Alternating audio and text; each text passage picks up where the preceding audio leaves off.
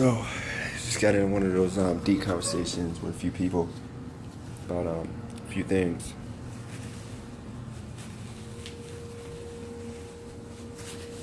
I had to wipe my nose. But the biggest thing is I'm trying to get people to understand that you gotta stop asking for support. Like, fuck support. Support, really? The only thing support do for you is cause you to be lazy. Because by you asking for support, if nobody supports you and you fail, you're gonna blame it on people not supporting you. But if you spend more time creating something great, something that people actually need, something that's superior to what's available, then you wouldn't need to support. You would just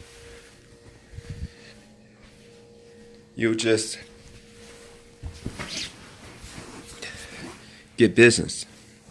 You have people that will frequent your place of business because you're giving them something that they need.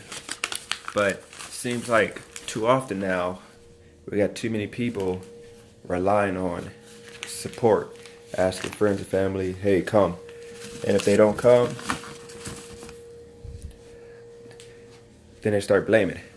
But people got to understand that in any business, such as, for example, my party promoting business, that the reason why it worked for me for the years that it did work was because of the fact I gave people the best that was available at that time. And I trained and taught people how to be the best. So I was able for 10 years to go in and out of it. First 2 years was my best years, but then died down, but I was able to continue to come back and continue to do it. I didn't get the ultimate, I didn't get my best success the first 2 years, but after that, I still succeeded in different ways, but it wasn't as successful as the first. But I blame that on myself because of the fact that I didn't put all my heart into it the second, third, fourth time around.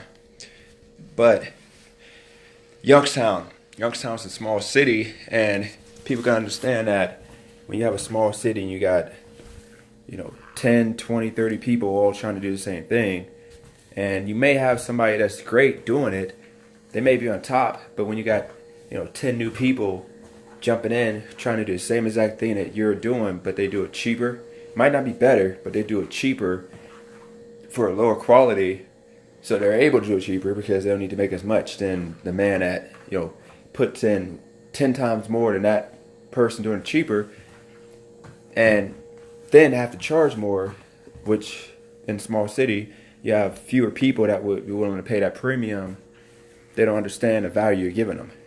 So ultimately, better quality business ends up failing. But now if you have that same business in a bigger city with going from 50,000 people, you have potential to attract to 10 million people that you have potential to attract. It gives you a way better chance of succeeding because now if you have 20 or 30 new businesses that come in or people that are trying to do the same thing as you now have millions of people that you can cater to.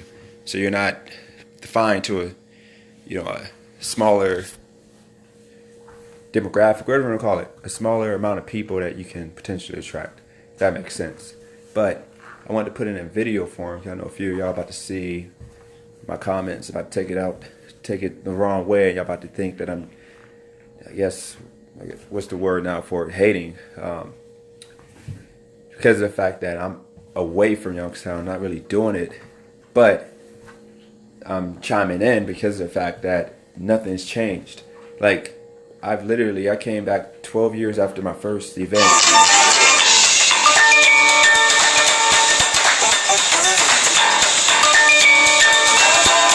Now that was due to the fact that I continued to produce the best of whatever I was trying to produce. So I made sure I had the best people in place, the best service in place to achieve the best, customer satisfaction. To make the people, my guests, customers, happiest. I make sure that people, if they're spending $20 or $30 or $40 for the night, that they're getting their money worth. They're not going home thinking, oh, you know what? This wasn't worth it. I wasted $50 on nothing. I want them to leave thinking I wasted $50, but I have memories. You know, I have pictures on my phone of that night that I'm going to remember for years.